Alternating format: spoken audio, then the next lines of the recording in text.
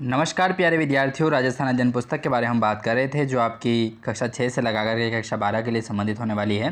तो ये सीरीज़ जो है वो आपके लिए बहुत ही रामबाण साबित होने वाली है, क्योंकि यहाँ से जो महत्वपूर्ण प्रश्न है वो आपको देखने को मिलेंगे एग्ज़ाम में। ठीक है, नहीं देखने को मिले तो नाम बदल देना हमारा, क्योंकि हमने जो सीरीज़ है इसी तरीके से बनाई है कि यहाँ से आप देख करके जो है वो अपने क्वेश्चनों को अच्छे से तरीके से अपना करके और अपने एग्ज़ाम में 100% दे पाएंगे आप। ठीक है, तो चलिए सेशन को शुरू करते हैं। हाँ, ये पूरी ई बुक है, 360 पेज की होने वाली है। डाउनलोड करना चाहते हैं तो लिंक आपको जो मैंने है वो डिस्क्रिप्शन में दे रखा है।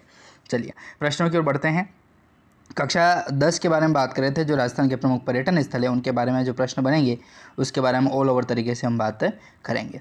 चलिए शुरू करते हैं। 20वां महत्वपूर्ण प्रश्न आता है अपना कि मानगढ़ धाम में मेला कब लगता है दोस्तों। तो मार्गशीर्ष पूर्णिमा को जो है वो मानगढ़ धाम में मेला लगता है दोस्तों।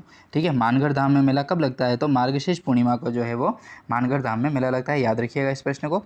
हाँ, क्वेश्चन आपके वेल लर्नर होंगे ताकि आप कम समय में जो है वो अधिक प्रश्न कवर कर पाएंगे। अगला प्रश्न है कि मानगढ़ धाम किसकी कर्मस्थली माना जाता है। तो गोविंद गुरु जो हैं दोस्तों उनकी कर्मस्थली है कौन, मानगढ़ धाम। अगला प्रश्न 22वां नंबर का आता है कि सीताबाड़ी मेले का आयोजन कहाँ पर होता है। तो बारां में होता है दोस्तों। बारां के अंतर्गत ही सीताबाड़ी मेले का आयोजन होता है। अगला प्रश्न 23वां है कि बारां में स्थित शेरगढ़ किले का मूल नाम क्या था दोस्तों। तो कोषवर्धन दुर्ग नाम मिलता है। बारां में स्थित शेरगढ़ किले का जो मूल नाम है वो कोषवर्धन दुर्ग था दोस्तों। 24वां प्रश्न है कि राजस्थान का मिनी खजुराहो किसे कहा जाता है। तो रामगढ़ जो बंडदेवरा बारां में स्थित है, मिनी खजुराहो उसको जाना जाता है। 25वां प्रश्न है कि किराड़ू के मंदिर में सबसे बड़ा मंदिर कौन सा है। किराड़ू के जो मंदिर है उसमें से सबसे बड़ा मंदिर कौन सा है। तो सोमेश्वर महादेव का मंदिर जो है वो देखने को मिलता है, जो सर्वाधिक बड़ा मंदिर है। 26वां प्रश्न है अपना कि राजस्थान के कौन सी देवी भुआसा के नाम से जानी जाती है दोस्तों।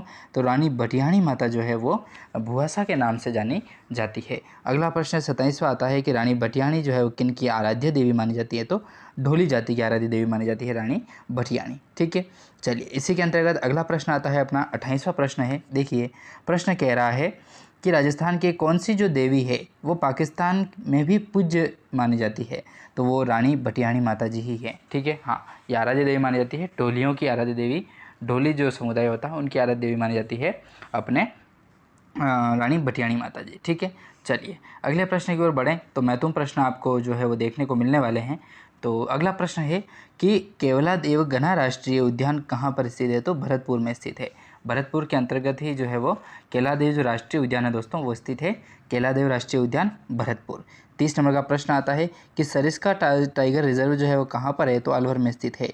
31वां प्रश्न है इंपॉर्टेंट कि ज्वार जो बुर्ज है तथा फतेह जो बुर्ज है वो किस किले में है। तो लोहागढ़ जो किला है वहाँ पर जवाहर बुर्ज और फतेह बुर्ज स्थित है लोहागढ़ में। ठीक है, तो ऐसे हमने महत्वपूर्ण प्रश्नों के बारे में बात की, जो काफ़ी इंपॉर्टेंट प्रश्न जो है वो यहाँ से देखने को आपको एग्जाम में मिलेंगे। ठीक है, PDF आप डाउनलोड करोगे तो उसका फ़ायदा ये होगा कि आप कम समय में जो है अधिक प्रश्न तो आप कवर कर ही पाओगे। फिर उसके बाद आप 2-3 पेज ऐसे दिन के पढ़ना चालू करोगे तो आपका जो है ये सीरीज़ एग्ज़ाम से पहले कंप्लीट हो जाएगी। ठीक है, हाँ, कोई सा भी एग्ज़ाम दो, चतुश्रेणी से लगा करके RS की तैयारी करोगे तो उसके लिए भी आपके जो प्रश्न हैं वो रामबाण साबित होंगे। तो चलिए इस सेशन को हम यहीं पर समाप्त करते हैं और अगले वीडियो में अगले क्वेश्चंस के बारे में बात करेंगे।